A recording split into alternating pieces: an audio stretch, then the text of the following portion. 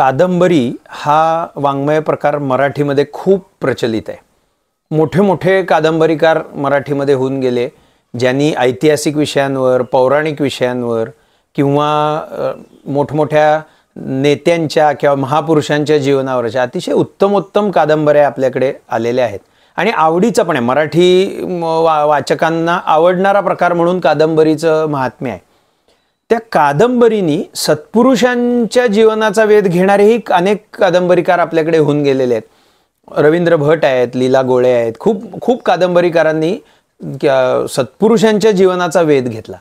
कादंबरी ह्या वाङ्मय प्रकारात कसं आहे, काही अल्पसं काल्पनिक आणि बरंचसं खरं असं याची सरमिसळ असते. तर ही सरमिसळ महात्म्यांच्या चरित्राच्या बाबतीत करताना खूप जाणीवपूर्वक करावी लागते, कारण त्यातलं खरं जास्त महत्त्वाचं असतं. खोटं जरी काही त्याच्यात घातलं आहे, म्हणजे खोटं इन द सेन्स काल्पनिक किंवा जो असा कल्पना विश्व त्याच्यात जे निर्माण करायचं असतं, त्यामुळे त्यांच्या खऱ्या अनुभूतीला किंवा त्यांच्या खऱ्या स्वरूपाला धक्का पोचणार नाही हे बघावं लागतं. आणि ते खूप महत्त्वाचं आणि अवघड टास्क आहे ते. पण या बाबतीत ना एक आत्ता प्रकाशित झालेली पण एक खूप महत्त्वाची कादंबरी म्हणून चक्रवर्तीचा उल्लेख करावा लागेल. आदरणीय आशाताई बगे साहित्य अकादमीचा ज्यांना पुरस्कार मिळाला आहे, त्या आशाताईंची ही परमपूज्य सद्गुरू श्री मामासाहेब देशपांडे महाराजांच्या जीवनावरची चक्रवर्ती नावाची अतिशय सुंदर कादंबरी आहे. म्हणजे त्या कादंबरीचं महात्म्य म्हणून असं सांगता येईल की तो मास्टरपीस आहे एक. याचं कारण असं की परमपूज्य श्री मामांचं चरित्रच मुळात मूळ नाट्य घेऊनच आलेलं चरित्र आहे. त्या चरित्राला अतिशय अंगभूत असं छान नाट्य आहे. त्यात मामांचा परमपूज्य श्री शिरीषदादांची प्रस्तावना आहे त्या कादंबरीला. त्यात त्यांनी असं म्हटलंय की मामांच्या चरित्राचा जो आवाका आहे त्याच्यामध्ये अनेक महाकादंबऱ्यांना जन्म देण्याचं सामर्थ्य आहे. आणि खरोखर त्यांचं खूप डायनॅमिक, जो शब्द आपण इकडे वापरतो तो डायनॅमिक जीवन आहे त्यांचं खूप, आणि त्यामुळे त्याच्यात कादंबरीला खूप मोठं खाद्य आहे.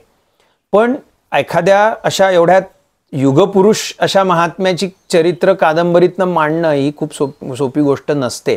आणि ते सद्गुरू कृपेनी, परमपूज्य श्री मामांच्या कृपेनी आशाताईंनी अतिशय समर्थपणे पेललेलं शिवधनुष्य आहे असं म्हणायला काहीच हरकत नाही. मला स्वतःला ही कादंबरी आवडण्याचं कारण असं की कादंबरीचा जो प्राण असतो ना, तो त्यातले संवाद हा कुठल्याही कादंबरीचा फार महत्त्वाचा भाग असतो. कारण ती कादंबरी एक भावविश्व असतं. ती त्या काही वेळेला तो लेखकच त्या कादंबरीचा नायक असतो, काही वेळेला तो त्या नायकाच्या चरित्राचा एक भाग असतो, असं पण काही असतं. पण तिथे कुठेतरी तो लेखक पण डोकावत असतो. लेखकाच्या भावना, लेखकाचं कल्पनाविश्व, लेखकाची प्रचिती त्या नायकाच्या जीवनातनं आपण बघत असतो. इथे कसं आहे, मामांचं चरित्र उपलब्ध आहे, म्हणजे ते आपल्या समोर घडलेलं फार जुनं पण नाही आहे. त्यामुळे त्यातल्या खऱ्या गोष्टींना उठाव मिळेल असं ते सगळं कल्पनेच्या अँगलनी मांडायचं हे खूप मोठं कठीण गोष्ट असते. आणि ती खूप छान पद्धतीने त्यांनी केली, इतकी की त्यातल्या कोणत्या गोष्टी काल्पनिक आहेत आणि कोणत्या गोष्टी खऱ्या आहेत हे आपण अजिबात सांगू शकणार नाही, इतकं त्यांची बेमालूम सरमिसळ झालेली आहे. आणि ते असं एक परमपूज्य दादा त्याच्या प्रस्तावनेत म्हणतात की हे जमून आलेलं श्रीखंड आहे. अगदी खरोखर आहे, कारण श्रीखंडाच्या बाबतीत मामाच सांगायचे की त्याच्यावर माऊलींची एक ओवी सांगत असत, मुद्दामून संदर्भ निघाला म्हणून सांगतो. माऊलींनी 18व्या अध्यायात एक ओवी घातलेली आहे, त्याच्यात ते म्हणतात, गोड आंबट मिळे तेथ रसांतर फरसाळे. आता गोड आणि आंबट हे दोन चवी एकत्र केल्यानंतर तिसरी चव निर्माण होते का? आपण काय म्हणू, गोड आणि आंबट एकत्र केल्यावर गोडाकडे जाणारी तरी होईल किंवा आंबट गोष्टीकडे तरी जाणारी चव होईल. पण त्याच्यातनं एक तिसरा पदार्थ निर्माण होत असतो, आणि त्याचं उदाहरण फक्त मामांना बरोबर सांगता आलं आत्तापर्यंत, ते म्हणजे श्रीखंड. अतिशय आंबट असा चक्का आणि अतिशय गोड अशी साखर यांच्या कॉम्बिनेशननी श्रीखंड तयार होतं. श्रीखंड गोड आहे का? श्रीखंड आंबट आहे का? नाही. श्रीखंड ह्या दोन्हीपेक्षा वेगळ्या चवीचं आहे. उत्तम जमून आलेलं श्रीखंड ना गोड असतं ना आंबट असतं, त्याची तिसरी चव असते. म्हणून माऊलींनी तिथे शब्दप्रयोग केलाय, गोड आंबट मिळे तेथ रसांतर फरसाळे. फरसाळे म्हणजे एकदम अशी चटपटीत वेगळीच विशेष अशी चव निर्माण होते. असं तसं मामांच्या या चरित्राच्या कादंबरीबद्दल म्हणता येईल आपल्याला. कारण मामांच्या चरित्रातले खरे प्रसंग आणि त्याला पोषक असे काही काल्पनिक प्रसंग एकत्र करून ही कादंबरी निर्माण केलेली आहे. मी कादंबरीच्या मुळात जात नाही, मुद्दाम कादंबरीच्या विषयात जात नाही. मी माझं कादंबरीचं सिंहावलोकनच फक्त सांगणार आहे, कारण ती कादंबरी वाचण्यात जी मजा आहे ना ती अशी सांगण्यात नाही आहे. कारण त्याच्या शब्दांची जुळणी जी केलेली आहे किंवा त्याच्यात जे प्रसंग साकारलेले आहेत ते अतिशय तरल आणि भावकोमल असे प्रसंग साकारलेले आहेत. त्यांनी त्या एकेका वाक्यांवरती त्यांचं अख्खा प्रसंग एकेका वाक्यावर तोलून धरलेला आहे आशाताईंनी. फार सुंदर, म्हणजे त्यांचं ती जी अभिव्यक्ती आहे ना ती फारच सुंदर आहे. त्या खूप कसलेल्या ज्येष्ठ कादंबरीकार आहेत, त्यांना साहित्य अकादमी पुरस्कार मिळालेला आहे त्यांच्या कादंबऱ्यांना, त्यांना जनस्थान पुरस्कार मिळालेला आहे. हे खूप मोठे पुरस्कार आहेत साहित्य विश्वातले, त्यांचं ते क्रेडिट आहेच. पण इथे त्यांच्यावरची मामांची कृपाही आपल्याला ती कादंबरी वाचताना बघायला मिळते. कारण काही प्रसंग असे त्यांनी साकारलेत की वाचक बाजूला ठेवून, पुस्तक बाजूला ठेवून हमसून रडेल इतकं त्याला वेटेज आलेलं आहे. हे सोपं नाही आहे. असा नुसता वाचनातनं एखाद्याच्या समोर तो प्रसंग साकार करणं आणि त्या प्रसंगाची अनुभूती त्याच्या कल्पनेतनं, त्याच्या भावना विश्वात उतरून प्रत्यक्ष शरीरावर प्रकट होणं ही सोपी गोष्ट नसते. पण असं या कादंबरीच्या बाबतीत अनेक वेळा होतं. मी सुद्धा पहिल्यांदा वाचली तेव्हाही तसंच झालं होतं. परत या निमित्ताने मी परत ती कादंबरी वाचली तेव्हाही तसंच झालं. अनेक प्रसंगांना आपण म्हणजे ते थांबवू शकत नाही अश्रू आपण. आणि हे खरं तर त्या कादंबरीचं, लेखकाचं आणि चरित्रनायकाचं ह्या तिघांचंही श्रेय आहे की आपल्याला त्या भावना आवरत नाहीत. त्याच्यात एक उदाहरण म्हणून सांगतो. मामांच्या मातोश्रींची एक प्रत्यक्ष अनुग्रहित अशी झाडूवाली बाई होती. तिचं इथं अंजी असं नाव आहे. नाव काल्पनिक आहे पण ती पात्र खरं आहे. प्रत्यक्ष घडलेलेच प्रसंग त्या पात्राचे आहेत. ती जी अंजीचा जो प्रसंग आहे ना तो प्रसंग म्हणजे मी अगदी आवर्जून, मी त्याची जास्त मुद्दामून सांगणार नाही, त्याची उत्सुकता वाढवून ठेवतो मी मुद्दामून. पण तो प्रसंग वाचावा. तिच्या देहत्यागाचं जे काय चित्रण केलेलं आहे त्या अंजीच्या, खूप लाजवाब केलेलं आहे त्या आशाताईंनी. कारण ती अंजी ही अतिशय चांगली साधक आहे. तिच्या त्या सगळ्या प्रसंगांमधनं, तिच्या शब्दांमधनं तिचं साधकत्व किती मुरलेलं आहे हे पण कळतं तिच्या ठिकाणी. तिच्यावरती मातोश्रींची कृपा असलेली कशी अद्भुत आहे हे पण कळतं. आणि त्याचवेळी सद्गुरू म्हणून मातोश्रींचा तो कोमल भाव कसा होता त्या आपल्या अनुग्रहित जीवाविषयीचा तो पण त्यातनं कळतो. आणि ह्या सगळ्याचं एकत्रित मिश्रण होऊन आपल्या डोळ्यातनं येणारे अश्रू त्या प्रसंगावरती आपली भावमुद्रा उठवून जातात की अरे हा प्रसंग फार सुंदर जमून आलेला आहे. तसंच त्याच्यामध्ये त्या कादंबरीचा जो एक संदर्भ आहे तो आहे त्या सोमनाथ नावाच्या एका माणसासाठी आलेला आहे. तो सोमनाथला काय आपण केलं पाहिजे किंवा तो गोंधळलेला आहे. सर्वसामान्यपणे जसा आपण आजचा तरुण जसा गोंधळलेला असतो तसाच तो पण एक गोंधळलेला तरुण आहे. काय करायचं हे त्याला कळत नाही, कसं करायचं हे त्यामुळे अजूनच कळत नाही. काय करायचंच कळत नसल्यामुळे ते कसं करायचं हेही कळत नाही. त्याच्यापाशी कला आहे, त्याच्यापाशी गुण आहेत, पण त्याला त्यांची अभिव्यक्ती कशी करायची ते कळत नाही. आणि तिथे मामांचा प्रवेश आहे. तो जे सगळं प्रसंग बघतोय हे त्याच्या डोळ्यांनी आपण बघतोय म्हणजे असं म्हणा. ते सगळे मामांचे प्रसंग बघितल्यानंतर आपण शेवटी जेव्हा येतो कादंबरीच्या तेव्हा लक्षात येतं की त्याला योग्य मार्ग सापडलेला आहे. त्याच त्या प्रक्रियेतनं त्याला ते तो चित्रकार आहे त्याच्यामध्ये आणि त्याला ते चित्र त्याला हवं तसं येत नाहीये. आणि कादंबरी जशी शेवटाला येते तसं आपल्या लक्षात येतं की ही कादंबरी हेच त्याचं चित्र आहे एक प्रकारे. आणि ते उत्तम रीतीने शेवटाला आलंय, त्याला जमलंय ते चित्र काढायला. तर हा गोंधळलेल्या जीवाचा असा जो प्रवास आहे तो कुठे संपतो तर सद्गुरूंच्या पायाशीच संपतो. तिथेच त्याचा आध्यात्मिक प्रवास सुरू होतो आणि गोंधळले पण संपतं हे या कादंबरीतनं आपल्याला लक्षात येतं. पण त्यासाठी जे संवाद त्यांनी आशाताईंनी घेतलेले आहेत ना खूपच सुंदर आहेत. म्हणजे त्यांच्या तरल चित्ताचं प्रतिबिंब त्याच्यात आपल्याला दिसून येतं की किती कोमल स्तरावर जावं, काही ठिकाणी किती गंभीरतेने एखादा प्रसंग त्यांनी सांगून टाकलाय. आता साधं हे आहे, मामांच्या चरित्रातले प्रसंग मी मुद्दामून सांगत नाही कारण त्यांनी रसभंग होऊ नये म्हणून मी थोडक्यात फक्त सांगतो. मामांचे वडील जेव्हा मामांना तीर्थयात्रेला हिमालयात घेऊन गेले तेव्हा मामा 8 वर्षांचे होते. त्या काळातली म्हणजे 100 वर्षापूर्वीची ही गोष्ट चाललेली आहे. मामा 8 वर्षाचे होते म्हणजे 22 सालची गोष्ट आहे, 1922. आज 2025 चालू आहे. 103 वर्षापूर्वीचा प्रसंग आहे. त्या काळात हिमालयाची यात्रा किती कठीण असेल याचा विचार आपण आत्ता करू शकतो. आत्ता सुद्धा ते निसर्ग हिमालयाचा अनसर्टन आहे, त्याचं काही सांगू शकत नाही. त्या काळात तर काय असेल, साधनही नव्हती त्या काळात प्रवासाची याची. तेव्हा मातोश्री अशा होत्या की नाही त्यांनी बाहेरचं जग बघितलंच पाहिजे. त्यामुळे तुम्ही घेऊन जा असं म्हणायला. आणि पुढे त्यांना कार्य करायचं होतं, त्या कार्यासाठी आवश्यक होतं हे सगळं त्यांनी बघणं. मामांच्या थोरल्या भावाची बायको राधा म्हणून त्याच्यात एक पात्र आहे, ती खरंच आहे म्हणजे. तर त्या राधा ती लहानच आहे आणि तिचं आणि मामांचं खूप चांगलं नातं आहे, वहिनीचं आणि दिराचं. तर तिला मामांचा सहवास दुरावणार, मामा असे जाणार, लहानगा श्रीपाद एवढा यात्रेला जाणार, लहान आहे तो, एवढी खडतर यात्रा, तर तिला ते नको वाटतंय त्यांनी जावं असं. म्हणून ती सासूबाईंना विचारते तिथे की यात्रेला जायलाच पाहिजे का इतक्या लांब.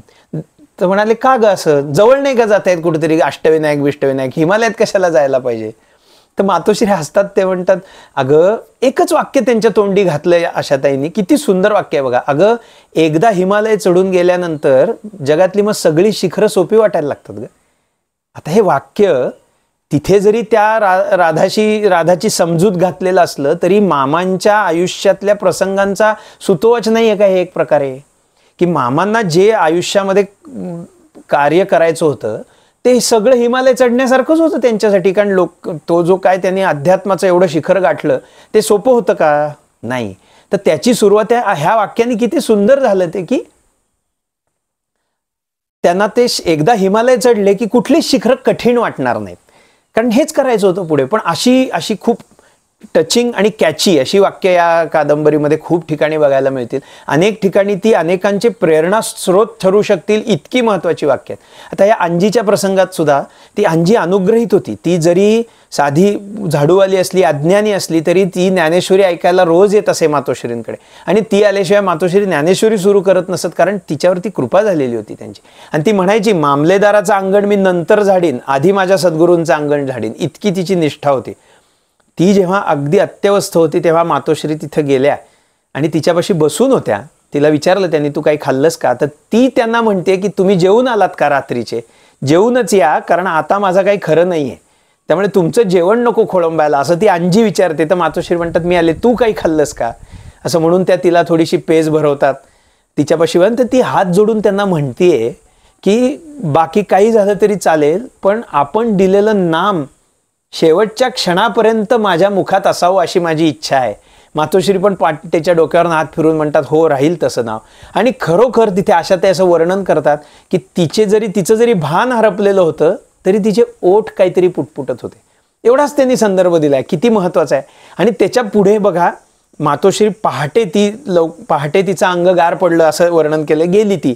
त्याच्यानंतर जेव्हा घरी आल्या तेव्हा दत्तोपंत पण जागे होते. दत्तोपंतांनी असं कुतूहलाने बघितल्यावरती मातोश्री म्हणाल्या अंजी गेली. तर ते म्हणाले हो मला अंदाज होताच त्याचा, तुला जास्त वेळ लागला याचा अर्थच पुढे काहीतरी घडलं असावं. आणि त्याच्यापुढे एकच छोटंसं वाक्य त्यांचे, मीही जागाच होतो, एवढंच त्यांनी वाक्य टाकलं. म्हणजे ते दत्तोपंतही तेही अधिकारी महात्मे आहेत, त्यांचं सुद्धा लक्ष होतं त्या अंजीच्या देहत्यागाकडे किती. कारण चांगला साधक जेव्हा जातो, साधक हा मरणात पाहावा, साधू हा मरणात पाहावा असं म्हणतात, की त्याच्या मरणाच्या वेळेला काय परिस्थिती ह्याच्यावर हे काय होती ह्याच्यावर त्याचं साधन किती मुरलंय हे ठरतं. मृत्यूसमयी तो कसा गेला, शांतपणे गेला का, भगवत स्मरणात गेला का, याच्यात त्यांनी आयुष्यभर काय केलं त्याचा इतिकर्तव्यता तिथं असते. अंजीनी ते साधलं होतं मातोश्रींच्या कृपेने. त्यामुळे तो एक प्रसंग छान आहे. किंवा त्याच्यात एक यशवंत आहे, तो यशवंता खरं तर काल्पनिक पात्र आहे इथला नाव, पण प्रत्यक्षात तसे असंख्य यशवंता मातोश्रींच्या हातनं जन्माला आलेले आहेत. कारण मामांच्या मातोश्री सुईण, त्या काळात सुईण नसायची, बाळणपण करण्यासाठी एक अतिशय तयार कसलेली अशी ती सुईण लागायची. त्या मातोश्रींनी खूप असं काम केलेलं होतं. हा यशवंता त्यांच्याच हातचा, त्यांनीच पोर आडवं झालेलं अगदी ऐनवेळी ते पोर सरळ करून सुखरूप बाळणपण करून वाचवलेल्यापैकी हा यशवंता. तो पण तिथे आपल्याला कादंबरीत 3-4 वेळा भेटतो आणि मोक्याच्या जागी भेटतो अगदी. तसं त्यांनी म्हणजे मातोश्रींचं पण चरित्र दाखवलं, मामांचं पण चरित्र दाखवलं, परमपूज्य दादांचं पण चरित्र त्याच्यामध्ये आलेलं आहे, संदर्भ आलेले आहेत त्याच्यामध्ये. पण ते इतके बेमालूम आणि इतके ओघात आलेले की त्याचा ओघ म्हणजे आपण हातात घेतली कादंबरी तर ठेवू शकणार नाही, इतका त्याला ओघ आहे. हा मुळात मामांच्या चरित्राचा ओघ आहे आणि त्या ओघाला जे पाठ घालण्याचं काम, शब्दांचे पाठ घालण्याचं काम आशाताईंनी केलं तेही खूप असं नजाकतीने केलेलं आहे. त्यामुळे आता हे जे प्रसंग आहेत ना वेगवेगळे छोटे छोटे आहेत, पण त्यांनी ते किती सुंदर दाखवले आहेत. आता मी काही मुद्दामून त्याच्या नोंदी ठेवल्यात की त्यांनी सांगताना किती शब्द छोटेसे असतील पण कसे म्हणतात बघा. आता आशाताई म्हणतात, माऊलींची ओवी कळणं म्हणजे ती स्वतःत अनुभवणंच. ओवी कळली म्हणजे काय, तर ती ओवीचा अनुभव घेतला म्हणजे ओवी कळली. नामदेव महाराज तेच म्हणतात ना, एकतरी ओवी अनुभवावी. आणि मामा आणि मामांच्या मातोश्री या दोघांचाही तो भाग होता की त्यांनी त्या ज्ञानेश्वरीच्या ओव्या अनुभवल्या होत्या. त्यामुळे तीच प्रक्रिया इथं किती सुंदर त्या सांगतात की माऊलींची ओवी कळणं म्हणजे ती स्वतःत अनुभवणं. स्वतःत अनुभवणं हे खूप महत्त्वाचं आहे, किंवा स्वतः अनुभवणं हे खूप महत्त्वाचं आहे. तो त्यांनी अतिशय सुंदर सांगितलेलं आहे. किंवा मामांच्या प्रथम पत्नी इंदिरादेवी, त्या गेल्यानंतर मामा थोडे अस्वस्थ होते, तेव्हा त्यांना मातोश्रींचं आणि त्यांचं सांगणं आहे ते किती बघा, सगळं नसतंच आपल्या हाती, पलीकडे तो असतो, आपल्याला आपलं थांबणं कळलं पाहिजे. किती महत्त्वाचा संदर्भ त्यांनी सांगून दिला. अनेक वेळा आपल्याला आयुष्यात असं होतं की एखादा प्रसंगाने आपण स्टक होतो, पूर्णपणे आपल्याला पुढचा रस्ता दिसत नाही, पण तिथे आपल्याला थांबून तो सोडून देता आला पाहिजे, तो सोडून पुढे जायला पाहिजे. कारण शो मस्ट गो ऑन असं असतं प्रत्येकाच्याच बाबतीत, महात्म्यांच्या तर असतंच, पण त्यांना त्यासाठी एक विवेक असतो. त्याच्याबद्दल पण त्यांनी एक इतकं सुंदर विवेकाचं हे केलेलं आहे. त्यांनी असं म्हटलं की विवेकाची पायवाट ही या मायलेकरांची तर रुळलेलीच होती. किती मस्त वाक्प्रचार वापरलाय त्यांनी की मामा आणि त्यांच्या मातोश्री यांनी आयुष्यभर प्रत्येक प्रसंगामध्ये विवेकानेच मार्ग काढलेला होता. आपण कल्पना पण करू शकणार नाही इतके दुःखद प्रसंग त्यांनी अनुभवलेले आहेत त्यांच्या आयुष्यात. साधं एक उदाहरण सांगतो. मामांची संपत्ती, मामा हे सरदार घराण्यातले होते. नरेकर देशपांडे हे सरदार घराणा पेशवे काळापासून शिवाजी महाराजांच्या काळापासून कर्तबगार घराणा, त्या घराण्याची एक शाखा म्हणजे मामांचा देशपांडे वंश. त्या मामांच्या वडिलांकडे 1800 एकर जमीन होती. एका क्षणात ती मामांचे वडील गेल्यानंतर दिरांनी सगळं काढून घेतलं आणि अंगावरच्या वस्त्रानिशी मातोश्रींना घराबाहेर काढलं होतं. विचार करा, एखादा वेड लागून मेला असता या गोष्टीत. 1800 एकर जमीन, सोनं नाणं. मामांच्या मातोश्री म्हणायच्या की आम्ही पायल्यानी मोती मोजायचो. पायलीचं माप आपल्याला आता कल्पने बघायला सुद्धा मिळणार नाही, गुगल करावं लागेल लोकांना पायलीचं माप म्हणजे काय. पायलीनी मोती मोजत होते, एवढी संपत्ती होती यांची. ती सगळी एका क्षणात गेली. त्या जशी हरीची इच्छा म्हणून शांतपणे त्यालाही सामोऱ्या गेल्या. हा विवेक त्यांची रुळलेली पायवाट होता. म्हणजे विवेक त्यांच्या प्रत्येक कृतीत होता, हे त्यांना दाखवायचं आहे आशाताईंना. म्हणून त्या म्हणतात त्यांच्या या मायलेकरांची तर रुळलेली पायवाट होती. किती सुंदर शब्दप्रयोग केलाय त्यांनी. किंवा अजून एक ते छान म्हणतात, आकाशाचा रंग समजला, महासागराचा तळ दिसला, नदीचं वाहत राहणं कळलं की कुठलंही अरण्य निबिड नसतं. किती छान त्यांनी हे केलंय. आकाशाचा रंग काय आहे, जो दिसेल तो रंग आहे. आकाशाचा मूळ रंग काय आहे, कळलेलाच नाही आपल्याला आकाशाचा मूळ रंग. किंवा नदीचं वाहत राहणं, नदी आज आहे का, काल वाहिली, उद्या वाहणार आहे का, आत्ता वाहते, ती 24 तास वाहतीये, ती सतत वाहतीये. तिचं वाहणं कळलं ना की मग तो प्रवाह, आयुष्याचा जीवनाचा प्रवाह आपल्याला कळतो आणि मग कुठेही न अडकता आपल्याला त्या प्रवाहाबरोबर पुढे जाता येतं आणि गंतव्य गाठता येतं. हे असे काही वाक्प्रचार त्यांनी फार सुंदर हे केलेत. अजून एक फार हे आहे, झोपेच्या संदर्भात. त्या नर्मदेवरनं आल्यानंतर, म्हणजे मामांच्या वडिलांनी देह ठेवल्यानंतर मामांच्या मातोश्री पुढची 12 वर्ष त्या होत्या. त्या 12 वर्षात एकदाही जमिनीला पाठ लावून झोपल्या नाहीत. हे त्यांच्या ठिकाणचं अलौकिक योगित्व होतं की त्या कधीही त्यांना झोपेची गरजच नाही पडली. मातोश्रींना त्यांनी विचारलं मामांनी एकदा की झोप का नाही, म्हणजे झोप घ्यावीशी वाटत नाही का. तर त्या तिथे म्हणतात, झोप काय रे, ती तर आपल्या मनातच असते. आता ते नुकतेच नर्मदा परिक्रमेला वडिलांबरोबर जाऊन आले होते, म्हणून मातोश्रींनी उदाहरण दिलं, तू नर्मदेला कधी झोपलेलं बघितलंस. किती सुंदर वाक्प्रचार आहे. त्या एका वाक्यातनं त्यांनी आपल्या जीवनाचा प्रवाह, आपण नर्मदेसारखं निर्मळ नितळ आहोत, हे किती गोष्टी निघून, म्हणजे जितका विचार करू तितका या वाक्यांचे सुंदर सुंदर अर्थ निघतील. पण त्यांची ती जी शब्दयोजना आहे आशाताईंची, ती लाजवाब आहे अक्षरशः. मला ही काही आवडलेली खूप महत्त्वाची वाक्य मी मुद्दामून हे करून ठेवलेली. कारण कसं आहे, सत्पुरुषांचं चरित्र हे आदर्श आहे. आपण ते का बघायचं, तर आपल्यासाठी तो आदर्श वागण्याचा आहे. हे आपण जेव्हा परिस्थिती असेल तेव्हा कसं वागायचं, संतोदिक. हे जसं युधिष्ठिराला सांगून ठेवलं यक्षाने की संत ही दिशा आहे, ती दिशा आपल्याला या चरित्रातनं मिळते. आणि हे तर आता ह्याच्यात एक राजलक्ष्मी म्हणून पात्र आहे. ती राजलक्ष्मी खरं तर आपली सर्वसामान्य मराठी स्त्री आहे की जिला स्वतःचं असं काही फार अस्तित्व नाही आहे. कारण तिच्या प्रत्येक ठिकाणी ती आई म्हणून, पत्नी म्हणून, सून म्हणून अशाच नात्यांनी राहिले. तिचं स्वत्व, तिचं स्त्रीत्व तिला कुठेच म्हणजे अभिव्यक्त करता आलेलं नाहीये, कारण संबंध आहेत तसे, बंधनं आहेत तिच्यावर तशी समाजाची. अशी एक स्त्री आहे की जिला परमार्थ पण करायचा आहे आणि तिला ते सगळं साधायचं पण आहे, पण मर्यादा येत आहेत तिला. अशी एक सर्वसामान्य स्त्रीचं प्रतिबिंब असलेलं हे काल्पनिक पात्र आहे मामांच्या चरित्रातलं. पण ती पण आपल्याला 4 वेळा भेटते त्या कादंबरीत, आणि तिचा सुद्धा तो प्रवास मामांनी कसा घडवून आणला, तिला त्या सर्व बंधनांमधनंच तिने मुक्ततेची वाट कशी चोखाळली हे पण आपल्याला दिसतं. हे सत्पुरुषांचं कार्य आहे. ते आपल्याला या अशा प्रसंगांमधनं जाणवतं की सत्पुरुष अशाही परिस्थितीतनं आपल्याला पुढे नेतात, कुठेही अडकवून ठेवत नाहीत. ते आहे त्या परिस्थितीतनं आपल्याला मार्ग काढायला ते आपल्याला शिकवतात. तर हेही या कादंबरीचं, आता ही काही काल्पनिक पात्र आहेत, काही सत्य पात्र आहेत, पण ती सगळी इतकी छान मिसळून आली आहेत आपल्याला असं सांगता नाही येणार. तर एक अजून वाक्य आशाताईंचं किती सुंदर आहे प्रार्थनेच्या संदर्भातलं. प्रार्थना आपल्याला जगण्यातलं सौंदर्य बघायला शिकवते, दुसऱ्यावर प्रेम करायला शिकवते, दुसऱ्यांना सहन करायला सांगते, आणि असं सहन करताना आपण त्यांच्यावर प्रेमच करायला शिकतो. किती प्रार्थनेचं सुंदर वर्णन त्यांनी केलं की प्रार्थना काय करते. प्रार्थना आपल्याला सौंदर्य बघायला शिकवते. मामा जेव्हा हिमालयात गेले पहिल्यांदा वडिलांबरोबर, तेव्हा मातोश्री त्यांना सांगतात, मामांच्या वडिलांना, की त्याला सौंदर्य बघायला शिकवा. परमपूज्य श्री मामा आणि परमपूज्य सौ ताईंचं हे वैशिष्ट्य होतं की त्या प्रत्येक गोष्टीतनं भगवंतांचं सौंदर्य बघायच्या. कुठलीही गोष्ट कशीही समोर दिसली तरी त्या म्हणणार की बघ, हे देवांच्या कलेचं सौंदर्य, हे देवांनी निर्माण केलं, ह्याच्यात देवांना काय दाखवायचं आहे, असं ते प्रत्येक गोष्ट भगवंतांशी जोडणार.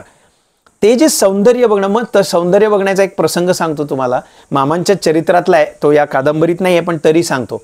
मामा एकदा प्रवासाला निघाले होते बसमधनं. त्या काळात बरोबर बसच किंवा काय मिळेल त्या वाहनाने ते प्रवास करायचे, पण बस त्यातल्या त्यात सोपं त्यांच्याकडे काही गाड्या बिड्या त्या काळात नव्हत्या कुणाकडे. तर त्या बसमधनं प्रचंड गर्दी होती, आणि ते चाललेले असताना एक बाई आपलं एक अतिशय काळं बिद्र शेंबडं पोर मांडीवर घेऊन त्या सीटवर बसलेली होती.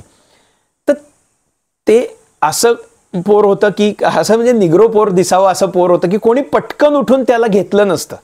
मामा त्याच्या शेजारी उभे राहिले आणि ते खूप म्हणजे रडत असं होतं की खेळत होता असं म्हणा काही त्याला, म्हणजे तर ते मामा एकदम पटकन नैसर्गिक सौंदर्याने ते म्हणाले, काय खेळकर आहे हो तुमचं पोरग. आता ते इतक्या उत्स्फूर्तपणे त्यांनी त्यांची प्रतिक्रिया दिली, म्हणजे रडकंय म्हणाले नाहीत ते तिला, काय खेळकर आहे म्हणाले. त्या बाईला पण इतका मजा वाटली, ती म्हणाले काका तुम्ही बसा ना इथं, म्हणून तिने बाईनी बाजूला सरकून मामांना असं. आता ते रडकं काळं बिद्र असं नाकातनं शेंबूड गळणारं पोर सुद्धा त्यांना निसर्गतः सौंदर्य बघण्याची सवय असल्यामुळे त्यांना त्याही याच्यात भगवंतांचं सौंदर्यच दिसलं. कारण कुठलंही लहान पोर, कुणाचंही अगदी प्राण्यांचं सुद्धा लहान पिल्लू असतं ते गोडच असतं दिसायला, त्याचं सगळे गोडच असतात हावभाव, मनुष्याचं का असे ना, पण ते गोड आहे हे त्यांना गोड म्हणूनच दिसलं, कारण त्यांना ती मातोश्रींनी आणि वडिलांनी त्यांच्या सवय लावलेली होती प्रत्येक गोष्टीतलं सौंदर्य बघ. तसं जर बघत गेलो ना आपण, तर आपल्याला उगाचच अहंकार, भांडणं अशा सगळ्या गोष्टी आपोआपच दुरुस्त होतात, कारण सौंदर्यच दिसलं, त्यातलं दोष दिसलाच नाही त्याच्यात आपल्याला. त्याच्याच हे संदर्भात हे आशाताई म्हणतात, प्रार्थना आपल्याला जगण्यातलं सौंदर्य बघायला शिकवते, तक्रार करायला शिकवत नाही. ती प्रार्थना आपल्याला सवय असते, कितीही चांगलं झालं तरी आपण त्यातनं काहीतरी तक्रारीचा सूर काढतो. सत्पुरुषांची चरित्र, विशेषतः मामांचं आणि परमपूज्य सौ ताईंचं चरित्र असं आहे की कितीही बिकट परिस्थिती आली तरी त्यांनी कधीही तक्रार केली नाही, कुठल्याही गोष्टीची तक्रार केली नाही. भगवंतांची इच्छा म्हणून ते प्रत्येक गोष्टीला सामोरे गेले. मातोश्री पार्वती देवींचं चरित्रच असं आहे. हे बघण्याचं याच्यासाठी की आपला तक्रार करण्यामध्ये जो वेळ वाया जातो ना, त्यात आपलं चांगलं, म्हणजे असं उदाहरण द्यायचे मामा की एखादा अशी तक्रारखोर असेल तर त्याला पंचपक्वान्न जर वाढली ना, तर त्याची चव घ्यायचं त्याला लक्षातच येत नाही, तो काहीतरी नसलेल्याची तक्रार करत बसतो. अरे वाढलेल्या पंचपक्वान्नांची तरी चव घे किमान. पण तक्रार करण्याच्या सवयीमुळे त्यातलं ते चांगलं ॲप्रिशिएट करण्याची त्याला सवयच नसते, त्याला दिसतच नाही, तो आनंदही मिळत नाही. म्हणून तक्रार करण्याची सवय नसावी, हेच त्यांच्या चरित्राचं मामांच्या वैशिष्ट्य, आणि ते त्यांनी दाखवलंय. असे प्रसंग त्यातले दाखवलेत आशाताईंनी की जिथे खरं तर मामा खचून जायला पाहिजे होते, पण मामा गेले नाहीत खचून. ते खचून न जाता उलट त्यांनी चांगला मार्ग काढून ते पुढे गेले. कारण प्रार्थना आपल्याला जगण्यातलं सौंदर्य बघायला शिकवते, आणि नुसतं नाही, दुसऱ्यावर प्रेम करायला शिकवते. कारण भगवंतांचेच जर सगळे असतील तर मी त्यांच्यावर प्रेम न करणं ते भगवंतांचं स्वरूप आहे. मी प्रेमच केलं पाहिजे त्यांच्यावर. मी दुस्वास केला तर तो भगवंतांचा दुस्वास होईल. मी शिव्या शाप दिले तर भगवंतांना शिव्या शाप दिल्यासारखं होईल. हा भाव आहे त्यांचा. दुसऱ्यावर प्रेम करायला शिकवते, दुसऱ्यांना सहन करायला शिकवते. दुसऱ्यांच्या काही गोष्टी सहन केल्या, तितिक्षा जी साधनेतली फार महत्त्वाचा अंग मानलेली आहे, ती तितिक्षा सत्पुरुषांच्या चरित्रातनं बघायची असते. आणि मामा आणि मामांच्या मातोश्री यांचं चरित्र तर तितिक्षेचा उत्तुंग आदर्श म्हटला पाहिजे असं आहे. कुठलीही गोष्ट त्यांनी सहन केलेली आहे. त्यांनी त्या बाबतीत कधीही त्या सहन करण्याच्या गोष्टीचा दुस्वास केला नाही, कंटाळा केला नाही, तक्रार केली नाही, काही नाही. त्या कारण दुसऱ्यावर प्रेम करायला त्यांना त्या सौंदर्य बघण्याच्या सवयीने शिकवलेलं होतं. दुसऱ्यांना सहन करायला सांगते आणि असं सहन करताना आपण त्यांच्यावर प्रेमच करायला शिकतो. हे किती सुंदर अशी अनेक वाक्य त्यांनी आशाताईंनी तिथे त्या ह्याच्यात घातलेली आहेत. कारण काय आहे, त्यांना ते मामांच्या कृपेने मामांच्या चरित्राचा धागा बरोबर सापडलेला आहे या कादंबरीमध्ये. ही कादंबरी म्हणून जरी वाचली, एखाद्याने सत्पुरुषांविषयी काही म्हणजे एखादा नास्तिक आहे असं समजा, त्यांनी जरी ती कादंबरी वाचली तरी सुद्धा तो भारावून जाईल. कारण मामांचं चरित्र तसं अद्भुत आहे. नुसतं चरित्र अद्भुत नाही, ते अद्भुत पद्धतीने मांडलेलं पण आहे.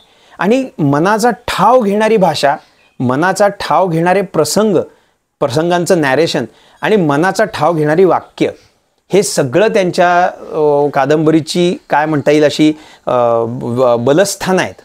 आणि यामुळे ती कादंबरी आपण वाचली पाहिजे.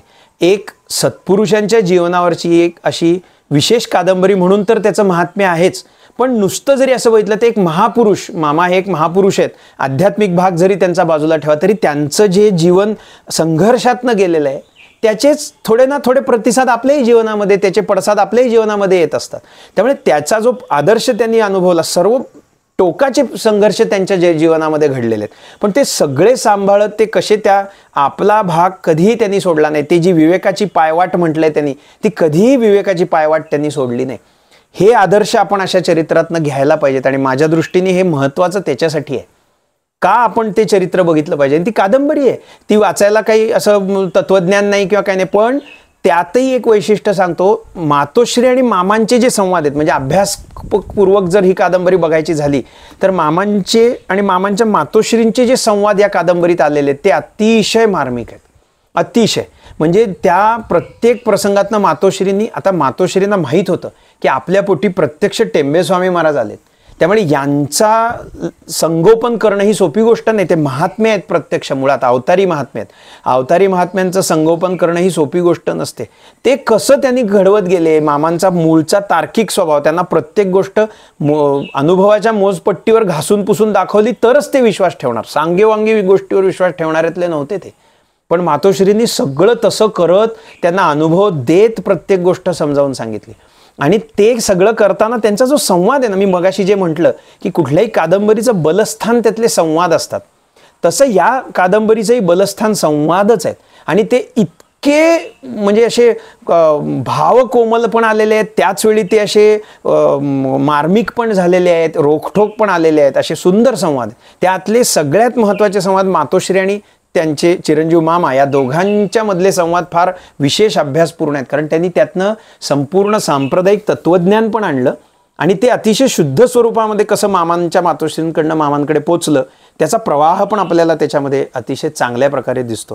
ही कादंबरी विशेष आहे, साधकांसाठी आहे आणि सर्वसामान्य मराठी वाचक ज्यांना साधन परमार्थाशी काही घेणं देणं नाही त्यांच्यासाठी सुद्धा सुंदर आहे. कारण शब्द, त्यांची जी शब्दांची निवड आहे आशाताईंची, ती अत्यंत म्हणजे काय म्हणता येईल, चोखंदळ असे तावून सुलाखून मोजून मापून घातलेले शब्द आहेत त्यांनी. त्या अतिशय अल्प बोलतात. म्हणजे पाल्हाळ हा आशाताईंच्या लिखाणाचा भागच नाही, ते कुठेही पाल्हाळ मांडत नाहीत. कुठलीही गोष्ट थोडक्यात सांगायची, 2 ओळीत सांगायची, 2 वाक्यात सांगायची, अशी त्यांची सवय आहे. आणि त्या 2 वाक्यात किंवा 2 ओळीत ते जे अर्थाचा आभाळ आणतात ना, ते बघताना खूप आनंद होतो. आणि विशेष म्हणजे त्यांनी जो म्हणजे भावपूर्ण प्रसंग सांगितलेत ते अनेक प्रसंग, जसा अंजीचा प्रसंग असो किंवा त्या मामांच्या मातोश्री आणि मामा या दोघांच्याही देहत्यागाचे प्रसंग त्यांनी असे विशेष पद्धतीने रंगवलेले आहेत की त्यावेळी तुम्ही कितीही निगरगट्ट अंतःकरणाचा माणूस असला तरी त्याच्याही डोळ्यातनं पाणी आल्याशिवाय राहणार नाही. नुसत्या वाचनाने तो प्रसंग आपल्यासमोर साकारतोय असं वाटेल. मातोश्रींचे आणि मामांच्या देहत्यागाचे दोन्ही प्रसंग तसे झालेत. एका अर्थाने ही त्याही दृष्टीने महत्त्वाची कादंबरी आहे. म्हणजे व्यक्तिचित्रण कसं होत जातं किंवा एखादा आध्यात्मिक जडणघडण कशी होत जाते हे पण त्यातनं बघायला मिळतं. कारण मामा सुरुवातीला स्वातंत्र्य सैनिक होते, त्यांच्या त्या स्वातंत्र्य सैनिकाच्या ह्याच्यातनं ती जी समष्टी सुधारणा त्यातनं व्यष्टी सुधारणेकडे तसे कसे वळले, त्यांना मातोश्रींनी कसं त्यातनं काढून परमार्थाच्या अँगलला घातलं. कारण त्यांचं जीवन कार्य होतं, जे कार्य आहे ते कार्यच करणं आवश्यक होतं त्यांनी. ते सगळं बघताना ना तो प्रवास असा फार म्हणजे एखाद्या मोठ्या कॅनव्हासवरती एखादा चित्रकार कॅनव्हास घेऊन बसलाय आणि आपली चित्र काढतोय, त्याचे जे रंगाचे फटकारे रेषा वाढत जातात आणि मग ते चित्र साकारत जातं ना, तसंही कादंबरी मामांचं भावविश्व आपल्यासमोर भावविश्वातलं चित्रण करत जातं. त्यामुळे ही कादंबरी खूप महत्त्वाची आहे आपल्याला, एक कादंबरी म्हणून किंवा सत्पुरुषाचं जीवन म्हणून आणि आदर्श म्हणून अशा तिन्ही प्रकारांनी हे उपयोगी पडणार आहे. साधक सज्जनांनी तर आवर्जूनच वाचावं, पण सर्वसामान्य वाचकांसाठी सुद्धा विशेष खाद्य देईल असं मला मनापासून वाटतं. ही जी कादंबरी जी आहे ती सद्गुरू दादांनी आशाताईंना कमिशन केली होती लिहिण्यासाठी. आता माझ्यासमोर असा प्रश्न आला की त्यांनाच का? त्याचं कारण एक जे हे माझं दादांशी बोलणं नाही झालेलं कधी या संदर्भात, पण कादंबरी बघितल्यावर लक्षात येतं. कारण असं मामांच्या चरित्राचं जे एक नाट्य आहे ना, जे मगाशी असं संदर्भ आपण घेतला, ते नाट्य ज्याला नीट समजेल आणि ते नीट शब्दात मांडता येईल त्याच्यासाठी एक विशेष काय म्हणता येईल थोडंसं लिखाणाचं सामर्थ्य पण पाहिजे. आशाताईंची शैली तशी आहे. आशाताईंनी जेवढं आतापर्यंत सगळ्या कादंबऱ्या वगैरे त्यांना एक निसर्गता नाट्य आहे त्यांच्यामध्ये. त्यामुळे आणि दुसरं महत्वाची गोष्ट म्हणजे आशाताईंनी मामांना पाहिलेलं होतं, त्यामुळे मामांचा अनुभव होता त्यांना, मामांच्या वागड्या बोलण्याचा. एक जी पाहिलेली व्यक्ती आहे तिचं भावविश्व अजून साकारणं, भावविश्वात तिला साकारणं हे त्या मानाने सोपं असतं. आणि तेवढा समर्थ अशी त्यांची ताकद होती आशाताईंची, की त्यांनी जेवढ्या कादंबऱ्या आतापर्यंत लिहिल्या आहेत त्या सगळ्या तुम्ही पहा, त्याच्यात ते व्यक्तिचित्रणाचा भाग खूप चांगला आहे आणि त्यांची शब्दांची कमी शब्दांमध्ये जास्त सांगण्याची सवय हे मामांच्यासाठी आवश्यक होतं. म्हणजे मामांचं सांगणं इतकं सोपं नव्हतं आणि त्यांच्यावरती परंपरेची कृपा असल्यामुळे मग दादांना ते हे झालं की याच त्याला न्याय देऊ शकतील आणि तो दिसतो. आशाताईंनी पण त्यांच्या कष्टांनी त्याला न्याय दिलाय. कारण मामांच्या जसं मामांचं जे तत्वज्ञानाचं अंग आहे मामांच्या जीवनाचं, ते पण त्यांनी त्यात खूप चांगलं आणलेलं आहे. अनेक योग्य ठिकाणी योग्य त्या ज्ञानेश्वरीच्या ओव्या, संतांचे अभंग त्यांनी घेतलेले आहेत. ते सगळं इतकं त्याला असं वेटेज देत जातं त्या कादंबरीला, ती अशी साधी राहत नाही. मग ते एक चांगलं लेणं साकारल्यासारखं होत जातं आणि त्याचं नावच त्याच्यासाठी चक्रवर्ती आहे. कारण मामाच मुळात चक्रवर्ती होते. ज्ञानेश्वरीच्या बाबतीत माऊलींचीच एक ओवी आहे त्याच्यात, ते शेवटी म्हणतात की जो मने काये वाचा सेवक होईल येचा, तो स्वानंद साम्राज्याचा चक्रवर्ती करी, असं त्या ज्ञानेश्वरीच्या म्हणजे गीतेच्या महात्म्य सांगताना माऊलींनी म्हटलेलं आहे. ते ज्ञानेश्वरीलाही लागू आहे. मामा हे ज्ञानेश्वरीचे पाईक होते. ज्ञानेश्वरी हा त्यांचा आदर्श होता. त्यांच्या श्वासामध्ये ज्ञानेश्वरी होती. क्षणोक्षणी ते ज्ञानेश्वरीचं चिंतन करत होते. त्यामुळे त्या ज्ञानेश्वरीचा परिणाम म्हणून त्यांच्या ठिकाणी चक्रवर्ती पद येणं स्वाभाविकच होतं. माऊलींचे शब्द आहेत, जो मने काय वाचा सेवक होईल येचा, तो स्वानंद साम्राज्याचा चक्रवर्ती करी. मामा मुळातच चक्रवर्ती म्हणून जन्माला आलेले होते, कारण ते अवतार होते थोरल्या महाराजांचे. पण त्याच वेळी त्यांनी आपल्या कष्टाने ती ज्ञानेश्वरी पूर्ण मुरवून घेतलेली होती. मातोश्रींच्या पद्धतीने त्यांनी तिचा अभ्यास केलेला होता, जो खूप रेअर आहे. कारण अशा प्रकारचा त्याचंही वर्णन त्यांनी त्यात केलं की कसा केला अभ्यास. सोपा नाही येतो त्याच्यासाठी, म्हणजे आपण वेड लागणं म्हणतात ना, तसा अभ्यास त्यांनी ज्ञानेश्वरीचा केलेला होता आणि एकेका शब्दाचा खोलवर अभ्यास केलेला होता माऊलींच्या. त्यामुळे त्यांना माऊलींच्या शब्दाप्रमाणे स्वानंद साम्राज्याच्या चक्रवर्ती होणं त्यांच्यासाठी आवश्यकच होतं. म्हणजे त्यांना दुसरं काही होणं शक्यच नव्हतं, ते चक्रवर्तीच होणार होते त्यातनं. आणि मामा मुळातच त्या अनुभवाच्या प्रकटीकरणासाठी, तो लोकांना देण्यासाठी गुरुत्व घेऊनच जन्माला आलेले होते. त्यामुळे त्यांना चक्रवर्ती सम्राट असणं, म्हणजे ज्याच्या शिरावरती छत्र आहे, छत्र चामरं आहेत ज्याची, तो चक्रवर्ती सम्राट, ज्याला सर्वजण लवून नमस्कार करतात, असाच चक्रवर्ती सम्राट मामांच्या जीवनातून आपल्याला बघायला मिळतो. आणि ते कशाचा सम्राट होता? वैराग्याचे सम्राट होते. ते काहीही हाताशी नसताना ते सगळ्याचे साम्राज्य होतं त्यांचं. हा एक मोठा भाग आहे. म्हणजे मामा स्वतःही म्हणतात त्यांच्या दत्तभावांजलीत, सर्व हारविले आणि बसविले साम्राज्यपदी तुम्हीच ना. दत्तप्रभूंनी त्यांना सगळं काढून घेतलं त्यांचं आणि मग त्यांना त्या सगळ्या साम्राज्याचे धनी केले. कारण ते त्याचे मग त्याचा काय तो स्वतः कुठला उपभोग शून्य स्वामी ज्याला म्हणतात, ते उपभोग शून्य स्वामी होते. त्यांना त्याच्याशी काही स्वतःला घेणं देणं नव्हतं. ते दुसऱ्यांसाठीच सगळं द्यायला आलेले होते, पण तरी ते सम्राट होते सगळ्याचे. म्हणून त्यांच्या कादंबरीचं नाव चक्रवर्ती हे अतिशय अन्वर्थक आणि अतिशय चपखल बसणारं असं हेडिंग आहे त्याला. कारण ते चक्रवर्तीच होते आणि ते चक्रवर्तीत्वच त्या कादंबरीतनं आपल्याला दिसतं. मामांच्या व्यक्तिमत्वाचं असं ते भव्य दिव्य स्वरूप त्यातनं जे आपल्यासमोर साकारतं ना, शेवटच्या जे आपण जशी शेवटाला येतो त्या कादंबरीच्या, तसं ते मामांचं भव्य दिव्य व्यक्तिमत्व विभूतिमत्व दिसायला लागतं. ते जे भव्य दिव्य विभूतिमत्व आहे मामांचं, ते मुद्दामून आपल्याला ते बघायचं. ते चक्रवर्ती पद आहे त्यांचं, ते चक्रवर्तीत्व त्यातनं त्यांनी दाखवलंय. म्हणून शेवटपर्यंत ते त्याचा धागा त्यांनी धरलेला आहे. म्हणून याला चक्रवर्ती हे नाव अतिशय अन्वर्थक आहे असं मला वाटतं.